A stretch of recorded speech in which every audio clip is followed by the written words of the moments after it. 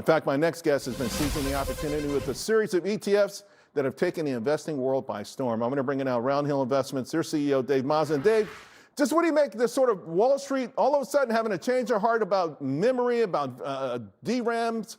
It's just kind of interesting to me because before everyone kept saying it's boom or bust, don't even chase these stocks. Well, I think you're absolutely right. What we're seeing with these massive upgrades, right? UBS tripled their price target for Micron, is that the historical frameworks that were focused on the cyclicality of the global memory market, of the DRAM market itself, actually need to be thrown out and now be focused on the persistent and consistent demand that we're seeing for memory chips, which in our opinion is not going away anytime soon. And actually the forecast for when that supply and demand imbalance changes likely need to be pushed out into the future. So yeah, speaking of which, before we were hearing they've got contracts in 2027, 2028. Could we even be talking 2029, or is there something structurally that's changed forever? Yeah, what's interesting is that, again, when if you look at underlying that report of why the price target was increased, was that actually the focus on where the revenue should come from, coupled with the price multiple that's being applied to those particular stocks. Historically, memory stocks had a really low price to earnings multiple compared to the rest of the technology sector because of how cyclical that revenue was. So it wasn't confident for investors to bid up the price of memory stocks like you would in NVIDIA or other chip makers with more consistent demand.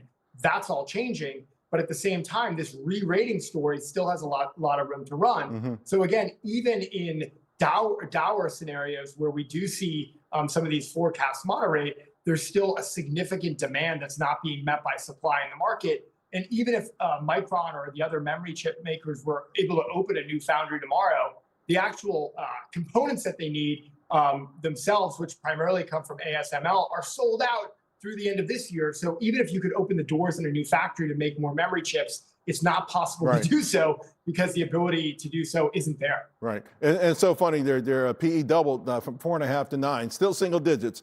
You've got a NeoCloud ETF coming out soon. And here's the thing, NeoCloud, right? BlackRock, they did make a purchase agreement with Iron not long ago. B. Riley had an upgrade on Applied Digital. But this is another area where the street has been so slow to get on board with. But I think the good news is for you and people who buy your ETFs.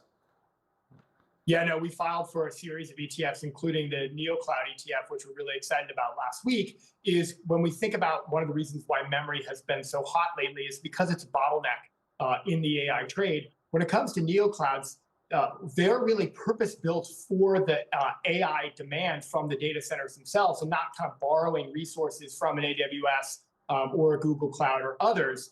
These companies, to your point, Iron, Nibius, CoreWeave, others are purpose-built for the AI build-out, and we believe are, to your point, a bit misunderstood by institutional investors, by Wall Street itself. But we think the ETF that will be coming actually can help meet some of that demand for investors out there. Yeah, man, you can't get it out fast enough. By the way, it's got a tall order to keep that DRAM. You established records that may not be touched for a long time. Hey, I got a minute and a half to go. I got to tell you, I spent my entire career, 40 years, 37 years, 38 years on Wall Street, trying to convince people, invest in the stock market, invest in the stock market. Judging from the success of Roundhill, it seems like the message is resonating. What are your thoughts on that? Because, I poked fun at Gen Z earlier in the show, but do you think maybe more Americans are saying, hey, this is the path to prosperity? Well, I think we look at the retail participation in the U.S. equity market. It's gone from 8 to 10% before COVID to now 20, 25%. Some estimates are even higher. So I do think retail investors are appreciating the ability to use stocks as part of their broader wealth creation opportunities, especially when we're seeing the sort of inflection point in AI that's bringing stocks like Micron, SanDisk, and others out of sort of the backwaters into the forefront of portfolios. And as you said earlier, 3 of those trillion-dollar companies are actually memory stocks themselves. Yeah, great stuff. Dave, keep up the great work, my man.